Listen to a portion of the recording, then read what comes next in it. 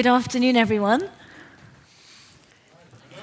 Come on, I'm sure you had some coffee. We'll try it one more time. Good afternoon, everyone. Good afternoon. Wonderful. It is really a pleasure to be here today to facilitate a topic on the future workplace. I am super passionate about this topic. I founded a company called Rungway that lets people ask questions anonymously about anything. I thought they would ask about their careers, about culture, and they do, but I was really shocked to see the volume and poignancy of questions on mental health. I'm also an experienced non-executive director, so I've served on the boards of companies like Standard Life Aberdeen, Santander UK, and again, these companies are really grappling with and trying to support employees going through change. We have a fantastic panel today: Silvana, Martin, Nick Taylor, Rachel Lewis, David Stone, and Sarah Churchman, who I think are going to be creating a lively discussion for us. Please get your questions coming in on Slido. I will be sneaking a peek at the screen as we go. But I'm going to start off our conversation by introducing Silvana Martin, who is the Health and Wellbeing Leader at Laing O'Rourke. Silvana, thank you so much for giving us your time this afternoon. Now, construction is a unique environment with people operating long shifts, literally operating a crane in isolation, and people living away from home. So Silvana, tell us a little bit more about you and what it's like to work in that industry. Okay. So I'm Silvana Martin, Health and Wellbeing Leader for Laing O'Rourke. We employ about 7,000 people in the UK. 3,500 are our direct workforce, so these are the people actually on our construction sites, building big projects like the Olympic Park, Terminal 5, that sort of thing, and then 3,500 staff. So 60 projects across the UK, all very varied. They could be anything from airport terminals to residential to commercial buildings, schools, etc. So lots of varied roles. Traditionally, a very macho industry, not very open around mental health, and classed as quite a high-risk industry with quite high rates of suicide. Wow. So that's very vivid. Tell us what you've learned then about isolation, Silvana. Okay, so from our health data over the last few years, we've been able to identify high-risk work groups. And from an isolation point of view, our tower crane operators are our most high-risk group of people that experience mental health issues. So you imagine they could be 100 metres, 200 metres up in the sky, operate in a cab, quite a small confined space, and they are pretty much in there for 6-7 hours a day. And I remember one of the guys explaining how it would feel in a day. And if you imagine, he said to me, if you think you're driving from London to Scotland in your car and you've got an angry sat-nav barking orders at you all day, that's what it feels like. So what he was trying to say is actually sometimes a culture isn't always niceties, it's not always kind instructions, there's a lot of pressure day in, day out. So these guys are on their own and they're pretty much listening to other people on the radio giving instruction. And they are told when they can have their breaks and when they can actually leave the cab. So from an isolation point of view, limited connections and I guess relationships throughout the day other than the person that's giving instructions on the radio. And these guys suffer from a fair bit of sort of living away from home, not being able to contact family during the day, long working hours anyway, 12, 13 hours a day sometimes, and weekend work. What impact does it have on them, on their health? So we looked at some data and it told us that basically from a physical, emotional and mental perspective, these dimensions are impacted from the type of role that they do. So they're sedentary, they're sat down most of the day. The only exercise they really get is climbing up and down the crane. It's a highly focused and concentrating job. So you're lifting big kits of concrete and twin walls and things in the centre of London that if something goes wrong, is going to be fatal. So, you know, from that perspective, we recognised that we needed to do some work with this particular group of people around understanding their own physical, mental and emotional capabilities and capacity, so raising awareness around how they were feeling on a day-by-day basis. So we introduced a 6-week micro-experiment around recognising these three dimensions, and within 6 weeks we asked them to identify an area for improvement. And we worked and coached with them over the 6-week period around that improvement. And some of it was around physical activity. So a particular individual created a crane workout with resistance bands and weights, so they could actually do some exercise in the cab. We gave them some wearable trackers. So if they didn't move, it would obviously go off. And it would also measure their sleep, so their 24-hour sleep pattern, and also their stress levels. And in the first sort of week, they were identified as having about 2 hours of high stress throughout the day. And by the 6-week micro-experiment, by the time we'd finished, they'd reduced that to 8 minutes per day. And that was through doing things like meditation, breathing, quieting the mind, and just doing some things around being able to disconnect and switch off when things were getting too highly stressed or pressured for them. So giving them some self-awareness tools to manage their day. That's really impressive on measurable results. Do you think any other sectors, Silvana, would have similar opportunity to improve? Oh, absolutely. Isolation, like whom? Well, I just think, we talk about, and today we've spoken around sort of retail, distribution. There's people that work on their own all the time. And even from a flexible working perspective, actually, we talk about that being a really good thing, and it absolutely is in certain ways. But then some people work different times throughout the day. They work night shifts. So from that perspective, I think raising awareness of your own ability from a physical, mental, and emotional capability and what you can do to keep connected with people, but also managing those areas of sort of like energy, if you like, could benefit all industries. It's just how you apply it, really. But definitely could be of benefit to everybody. Thank you, Silvana. Nick Taylor is the CEO of Unmind. Nick, thank you very much for being here this afternoon. Thank you for having me. Can you tell us a little bit more about the wellness platform that you've built and why you built it? Yeah, so perhaps I'll start the other way around. So my background, I've spent my whole adult life working in mental health. I grew up with 3 sisters. My middle sister, Jessica, has Down syndrome. So from a young age, I was fascinated by how people saw the world differently and how we treated people who were different. And fast forward about 20 years, and I was a volunteer Samaritan. I found that work really enjoyable and graduated from my first degree in music, and then worked for Mind as a support worker across a range of their services, and found that work very interesting. Was supervised by a clinical psychologist, and at the time I thought the way he understood people was truly fascinating. So I went back to university and did many years to become a clinical psychologist, and then went into the NHS. And I've seen some brilliant clinical practice over the years and met some amazing people doing some great work. But I've been left frustrated by 2 things. The first is that I've never sat down in the first session of therapy and thought, great, I met you just at the right time. Now, that's never happened. And I don't know a single clinician who would tell me that happens. And that's really reflective of the fact that people are not getting access to mental health care at the right time when a problem occurs. We're getting to the care too late. And that's not only is it unacceptable because it means that person's having to live with a problem that they might not need to live with if they were getting care, but also it's much harder, given the limited resources we have, to meet the needs for people if we're meeting them too late because it's taking longer to help them get better. And the second frustration is that we don't focus on prevention.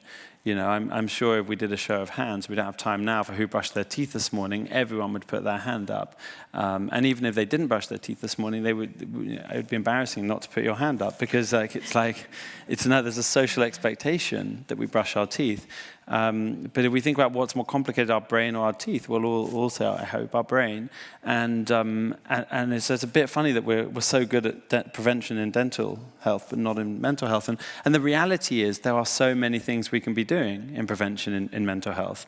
Give us an example of something that should be as routine as brushing our teeth. Well, I think it's really varied, actually, depending on what individual people want. I think one is we should be tracking our mental health, because if we don't track it, how do we know how we're doing?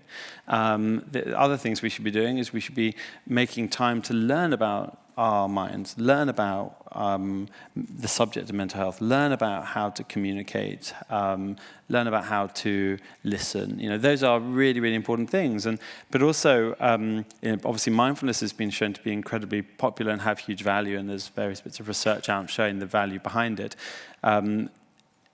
So that's an important thing we could all be doing as well, making time to be in the present moment. So 3 years ago now, I left the NHS and became one of the co-founders of Unmind. And it's been an amazing journey since then. And we've gone from being kind of an early stage company to now having users in 47 countries around the world, and working with incredible companies like John Lewis and Just Eat, William Hill, British Airways.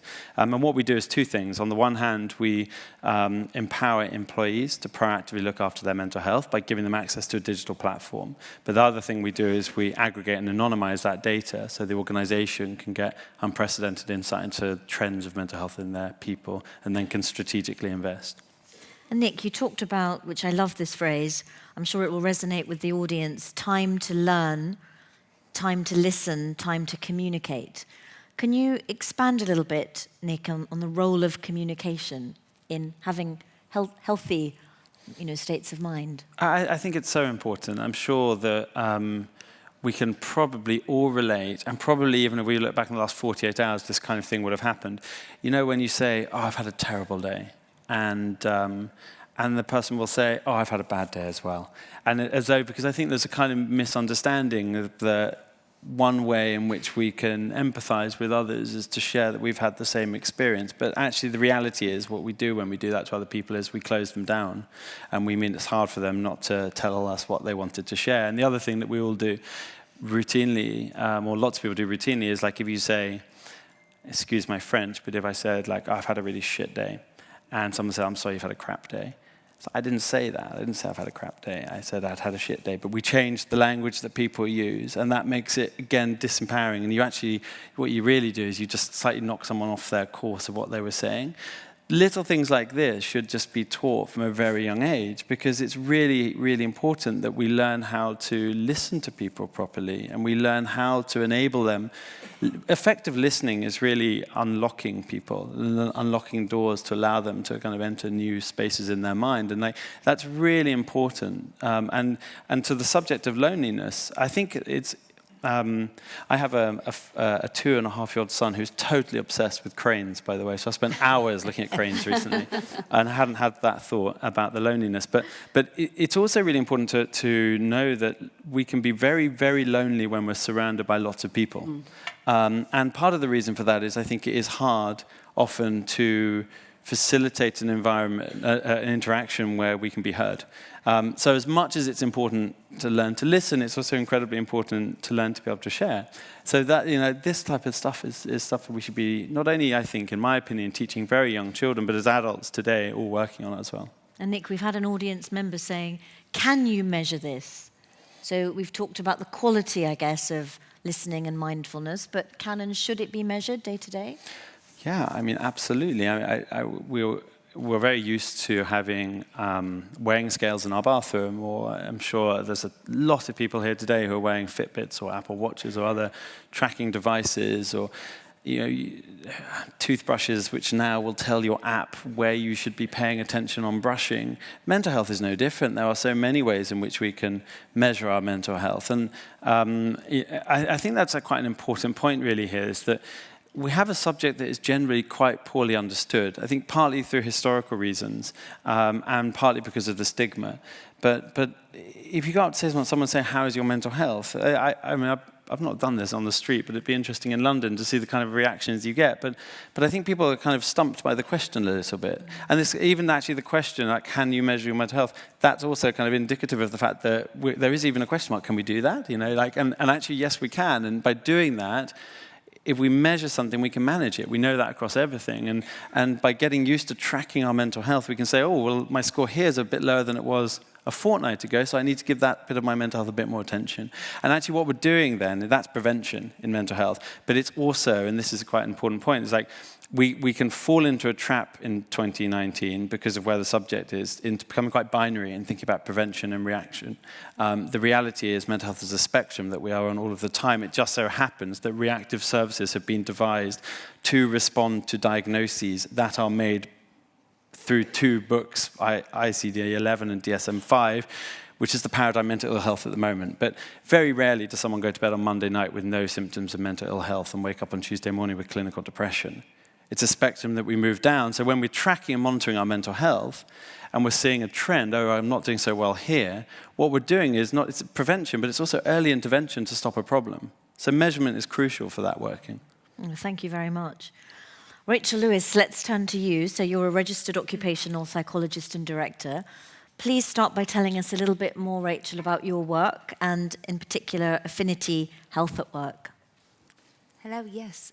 So I have dual roles. I work as an academic at Birkbeck, University of London, and also at Affinity Health at Work, which is an occupational health consultancy. Across both my roles, what I do is use evidence and use research to solve solutions for organisations in the area of health and well-being. So I conduct research in all diverse areas of well-being and mental health. So that might be from looking at the psychological implications of business travel, which has been a recent project, to looking at how we get and keep prison officers being able to do their jobs day on, day out, to looking at how we improve social relationships in the workplace, and also thinking about what works in terms of working flexibly has been my projects at the moment. And flexibility is something that certainly on companies that use Rungway, there are lots and lots of posts about, we have a flexible work policy, but I'm not allowed to use it. Yeah. But can flexibility actually be a cause of loneliness as opposed to a catch-all remedy? So flexibility is one of those catch-all terms. So about 50% of us in the UK now work flexibly. But flexibly can be anything from working part-time, job sharing, doing compressed hours, doing school hours, working from home, working remotely.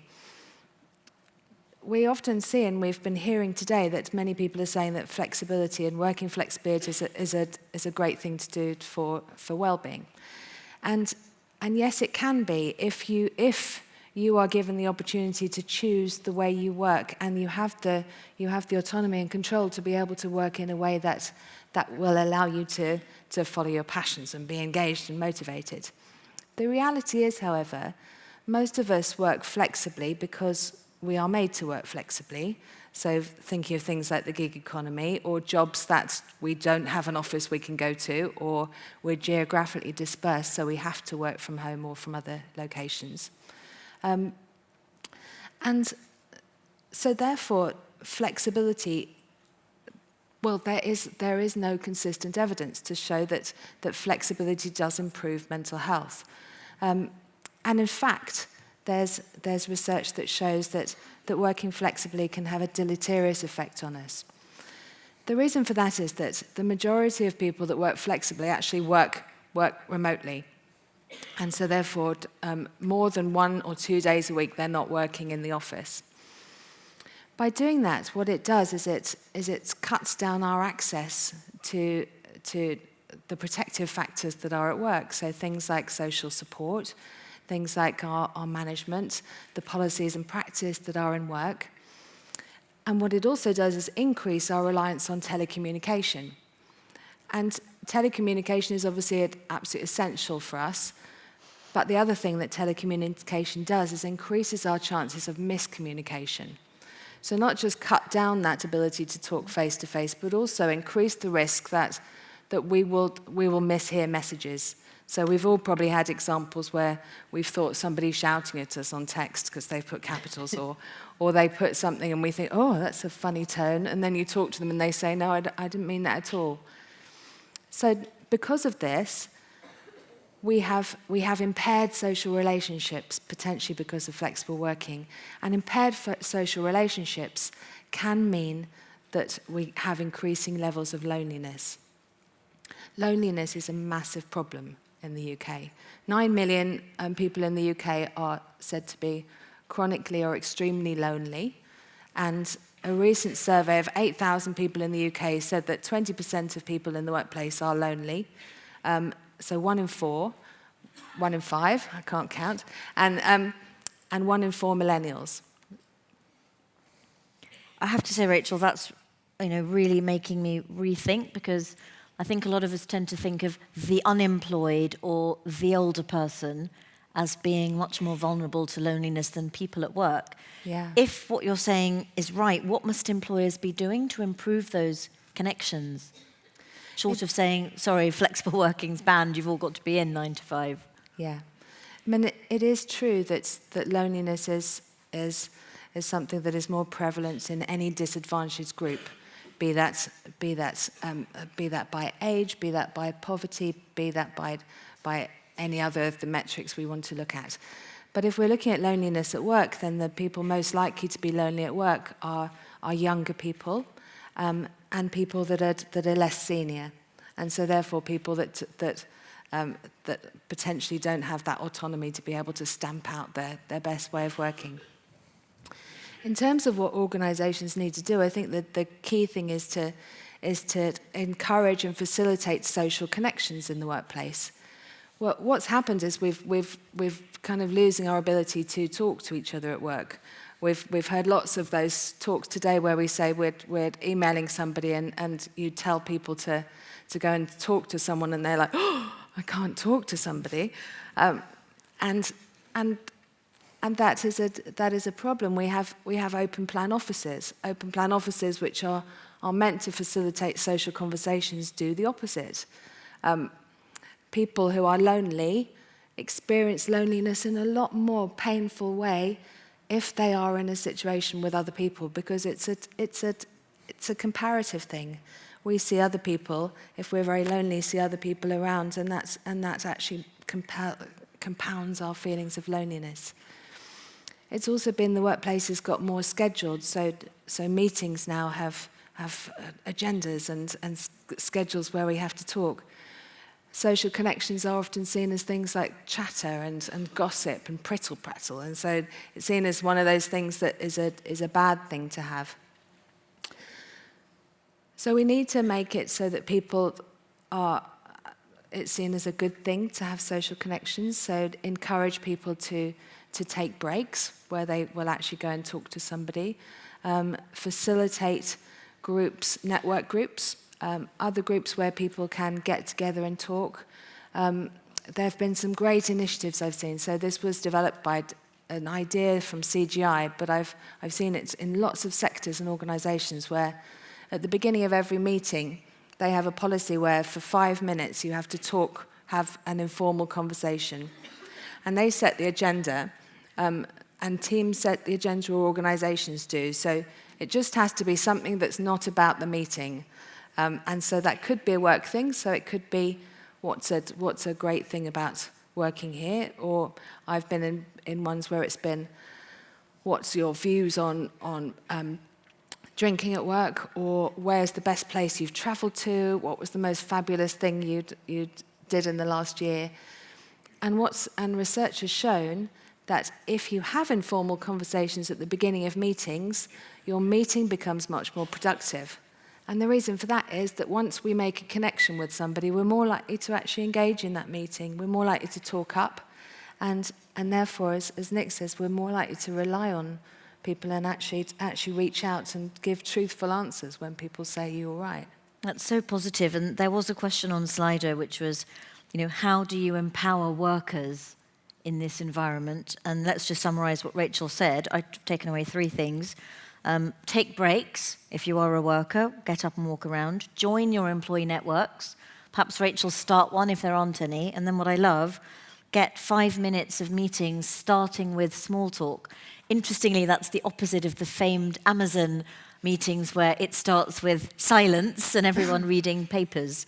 I'm kind of with Rachel, actually. Sorry, Jeff. Thank you. David Stone, you run a recruitment company, MRL Consulting, and you have particular expertise in the tech sector, which are some of your clients. Tell us a little bit more about your client base, and then we're going to hear a little bit about why David feels that the 4-day week could be a serious solution to some of these problems. And we must stress, he's been thinking this a long time before it became a political plank. So we're going to keep this discussion apolitical because he was there long before. So please tell us more. Just to confirm, we definitely put this in place before Jeremy Corbyn started speaking about it. Okay. So MRL recruitment, 21 years now in business. We've got offices France, Germany, and the UK, about 60 staff in the business. We're primarily within high tech, and that's microelectronics, semiconductors, and closely related areas of technology. And within the UK, and most of the work is international. About 80% of the work we're doing, even the UK office, 80% of the work we're doing is international. Huge focus on Central and Northern Europe, and particularly America at the moment. And within the UK, it's mainly IT into financial services, but the heart of the business is microelectronics. Great. And tell us why you think the 4-day week is something we should be serious about. Okay, so recruitment is massively high pressure. It's a high stress environment. Huge instances of employee burnout. So the biggest headache I've got every year is the recruitment and retention of people for my company. And there are something like 44,000 recruitment companies in the UK. It's ferociously competitive. Everybody's trying to nick each other's staff, et cetera, et cetera. So we were looking for an angle to put us ahead or above other companies in the sector. My German colleague suggested the 4-day week, and at first, I just thought he was angling to get an extra day off work. But when I realised his angle was, look, if we've got the 4-day week and we're paying people for 5, we're not stretching the hours. You're doing 4 normal days, but you're getting paid for 5. He said, good people will never leave, and more good people will want to join. At which point I was like, yes, okay, you've got my attention now. We can look at this. And 4-day week has been quite common in Scandinavia for quite a long time, and it's worked very successfully. There are thousands of case studies available online about it. And it's something which is receiving a lot of attention at the moment. I think it's quite a current thing at the moment. Sorry, David, are you paying for 5 days or you're paying for 4 days? Paying for 5.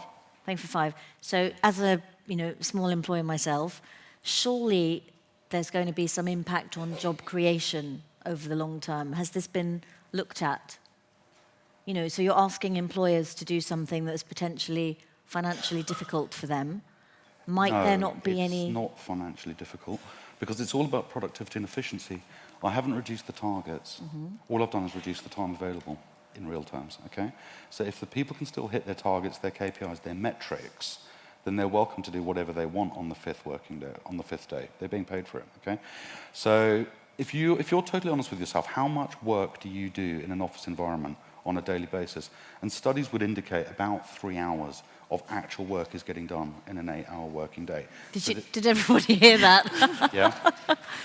3 hours of serious work. Okay, so there's now about you've got our 5 attention. hours worth of chat and scrolling and Facebook and Instagram and Love Island and football and all that stuff, yeah, which is all great. And so you're thinking, okay, can I compress? Can I get my work done in 4 days? And then, frankly, if they want to spend all day Friday speaking about Love Island football, I couldn't care less. I really couldn't, yeah? And so this is the impact we've had now. It's a much greater drive on productivity and efficiency, which some people would say is a more Germanic work ethic. Because here in the UK, we've got the longest working hours in Europe and the lowest productivity in Europe. We've got it completely the wrong way around. And if you go across to my German office, they are like an Audi. They're a machine. They never break down. They never go wrong. And they're just far more efficient and productive than the UK office. So it's been more of a challenge to implement the 4-day working week environment into my UK office. My German office just ran away with it immediately. And we're 6 months into the trial now, and we are pound for pound, literally pound for pound in sales, the same as we were per head this time last year on a 5-day working week. So I haven't lost any sales whatsoever. In terms of job creation, it's actually creating work now. I'm creating more people want to join my company, because at the moment I've got a benefit that very few others in the sector are offering to people. Thank you, David. If you want to know more about that, start posting on Slido. Sarah Churchman, last but not least. Sarah is the People Director, Chief Inclusion, Community and Wellbeing Officer over at PwC. So she drives the D&I agenda, the community engagement strategy, and all of your wellbeing programming. Thank you so much for coming today. Thank you. Now, you have just 22,000 people in the UK and just 300,000 people globally. At that sheer size, Sarah, can anything be a one-size-fits-all in terms of policy and processes to help our mental health? Quick answer would be no. I think that would be our experience, our learning. And I think also when we think about the workplace and the future of work and flexible working, this isn't about policy either. So I think what's really interesting is an organisation like mine that most people would sort of pigeonhole as an accountancy firm. That's a part of what we do, but we employ actuaries, management consultants, technologists, cybersecurity experts, ethical hackers, big data experts, a whole variety of people. So very different people, different skill sets, very different backgrounds. And our historic culture and working environment would be anathema to many of them. So we've really had to rethink about our ways of working, if you like, and our culture. And that's not about policy. That's about, as we say, it's about empowering our people. It's empowering them to be the best they can be, but also empowering them to have some kind of control over where, when, and how they work. And that's what most people want when they're working and their life is changing both in work and outside of work. They want to feel that they are in control because that's important to our mental health as well. And one person's control is another person's nightmare. So we talk about everyday flexibility in my organisation, which is entrusting people to make the decisions over where they are going to work that day. Are they going to work from home because it makes sense to work from home and they've got all they need to be able to work there, or are they going to come into the office, or are they going to go to a client site? For some people, it might be all three in one day. That's been my day today. And I think, but it's all about trust. And I think if you trust people, until that trust is eroded, I think that in itself is a very important factor to addressing mental health in the workplace. And tell us more, Sarah, about building that trust. Green lights for people to open up and share their stories. Has that been something that you found to be powerful? Yes, absolutely. So it's one thing to sort of, talk about trusting people and communicating and sending out missives, but we've done an awful lot to create an environment in which people feel that they are trusted, but they also trust us. So on a very regular basis, once a month on our internal news channel, we have what we call our Green Light to Talk story. So we have a lovely lady who now works for you, who some years ago now invented our kind of Green Ribbon campaign, which subsequently has gone viral then in London and now across the country. But on World Mental Health Day, the idea was you wear a green ribbon to signify that you are happy to talk about mental health and well-being, either your own personal experiences or just listening to somebody else. And that's really important. So everyone in my organisation now knows what a green light communication is. It's somebody telling their own personal story of their own mental health challenge, how they've managed it, come through it, demonstrating it's part of them in the concept of this is me. They're very successful, but they have these challenges that they deal with, and that's really the purpose of that is to encourage people to speak up, to seek help, but also to direct people where to go for help. Because one of the things that we did find was that people just didn't know where to go for support. So every story that we run, we have a long list of options as to where to go. And we have an app, PwC app, which also allows people to see day and night on their phone where they can go for help. And we also have, having done plenty of sort of mental health first aid training, mental health awareness training, we've also worked with the Samaritans to develop their online training, which is available to all of our people on our learning and development platform. But we have over 20 of our very senior people who volunteered to become mental health advocates. And these are individuals who are very senior, who've got a very personal experience of mental ill health, but who are there at the end of the phone or in a meeting room, who are happy to talk and support our people in working out what's right for them when they're feeling challenged. Mm-hmm. But I think we haven't got it right, we haven't got it perfect, but I think it's not a one size fits all. It's something you have to sustain as well, an ongoing engagement campaign and communications campaign. But our goal is to create a workplace that is well-being enhancing. So people come to work and whatever else is going on in their lives, actually work is a good place to be. Thank you. We've been really flooded with great questions from the audience. Thank you. Keep them coming in. I'm going to put some of these to my panelists. Silvana, did any of your crane drivers simply stop working? And what are you doing to support your supply chain construction partners? Quick answers to those, please. Okay, so the supply chain one first. So all our support services, and we have different support services are available to our supply chain as well. So all our training, daily briefings, access to some of our services are available to anybody that's working on our site. So if you're working with us, then everything's available to you. The other question was around the tower crane operators. Did they stop working? They were more productive in the time that they were working. So where we talk about, because they were given some flexibility around how they manage their own capacity, and they were able to do their crane workout or some yoga or some meditation, actually their productivity improved and they were in a better, I guess, mental and emotional and physical state by the end of the 6-week period. So none of them actually stopped working completely, but they would just take proper allocated breaks and 5 minutes at a time if they needed to sort of like re-energise from a concentration and focus point of view. I sort of hope that's answered the question. No, that's good. Nick, one for you. We've had, please give us tips on learning to share. Share as in start opening a conversation. Yes.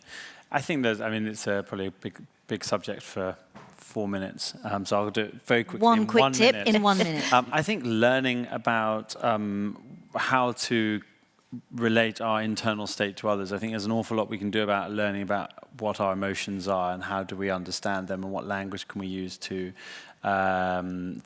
appropriately share with someone else how we're feeling. So I'd say learning about mental health is very important for it. Thank you. David, lots of interest. Now, a couple of questions. So you have to work 5 days a week if you're not going to meet your KPIs. Could that not cause stress because people couldn't have planned around it? No, and related to that... that's not the case. Hold on a second. He's going to have to justify that. But related to it, David, could people not be afraid to make small talk because they've kind of got to hit their KPIs? Please address those 2 points. Okay, so if we're saying the average working person is doing about 3 hours in a day, that's 15 hours a week. Working 4 days, that's 4 hours a day. In an 8-hour working day, you've still got 4 hours worth of chit-chat and scrolling time, so that's pretty more than adequate, I think, for most people, I would guess. I'm not asking people to come in on the 5th day. Some people have voluntarily come in for an hour or two, and they tell me that it still feels like a treat to knock off at 11 o'clock and go and get on with their day. But in real terms, there was very little work being done in the office on a Friday afternoon. Most people after lunch are counting down the time until pub time, which I think is the same in many offices around the world. And so in real terms, giving Friday afternoon off is a free giveaway. And from a sales new business point of view, very few people are clattering out phone calls on a Friday morning. So from a recruitment perspective, and this is very much recruitment specific, the Friday is the best day. And to answer some of the questions, yes, everyone gets the Friday off, so the group is together Monday to Thursday. Studies have shown the group needs to be together as much as possible. And the impact on sickness is short-term absenteeism is halved in the 6-month trial period. Okay, I didn't have a massive problem with sickies before, but it's exactly half now what it used to be this period last year. Thank you. Sarah, quick one for you. Travel policies, should they include mental health, and if so, what? I don't specifically a travel policy. I'm not quite sure I get that. I mean, I think what we're trying to do with our everyday flexibility policy is support people to travel only when they need to. A lot of people can get so much more work done at home if they haven't got to commute into London or wherever they're working. So actually having greater flexibility allows people to think about travel. Is it necessary or is it not? And we're an organisation that does prioritise corporate sustainability as well and all the environmental impact on the environment. So we try and minimise travel. I mean, I think you couldn't do any of these things without huge investment in technology and tools that both support flexible working and remote working, but allow a greater sense of teamwork as well. So one of the tools that we have in my organisation is Google Apps for Work, Google Hangouts. It doesn't matter where you are, you can be part of a meeting and you can see people on a hangout and it's quite fun. And actually when you see very senior people sitting at their kitchen table wearing a hoodie and a pair of jeans, it's actually quite normalising and it does have a really positive impact on people's morale and well-being. And our final question, I'm going to ask it to Rachel. What, if anything, should the government be doing to try to support this agenda, or should it all be about employers? So the government, from loneliness specifically, the government last year launched a big strategy on loneliness. The majority of that focused on increasing awareness about loneliness. You see that there is now an employer's pledge, so I would ask if you don't know about that to have a look at the employer's pledge to increase awareness of loneliness because of the stigma of loneliness. So I would say that's one thing for the government to focus on increasing that. It's clear from the loneliness literature, from the loneliness evidence, that there's very little evidence about interventions that work. So awareness, we can tell that we can increase awareness about it, but actually interventions to prevent loneliness or to reduce loneliness, we don't yet know. So the government should invest in more research on that. And the Final third, 10 seconds. The third thing is that within communities, what the government have done is increased the ability for social prescribing. So where GPs or practices would prescribe for people to join community groups or network groups. I would like to see social prescribing brought into organisations. So that's a strategy that organisations have, whereby if there are mental health or other problems, we are able to socially prescribe to say, here is a network group you would join, here is a buddy or a mentor that will work with you, and so we have that as part of our just normal working practice as we socially prescribe as well. That we are unfortunately out of time, but that's been so interesting and fascinating. Please join me in thanking Silvana, Nick, Rachel, David and Sarah. Thank you.